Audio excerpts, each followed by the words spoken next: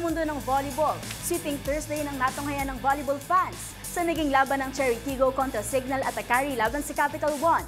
At sa papalapit na semis, kanya-kanya ng diskarte mga kupunan kung paano masasecure ang Final Four ticket sa CISO PVL All-Filipino Conference. Ang detalye sa mga naging laro tutukan sa report na ito.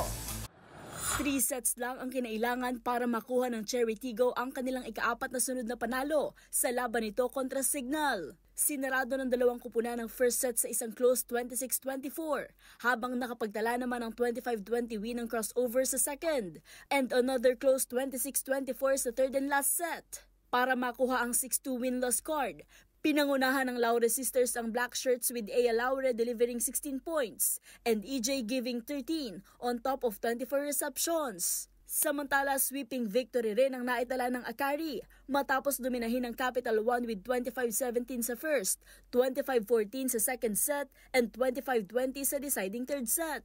Pinangunahan ni Dindin Santiago Manabat ang scoring sa Chargers with 25 points, 3 blocks, and 2 aces. Dahil sa mga panalong ito, tied na ang Cherry Tigo sa Petrogas at Creamline sa third spot, habang nag-improve naman sa 4-5 ang Akari.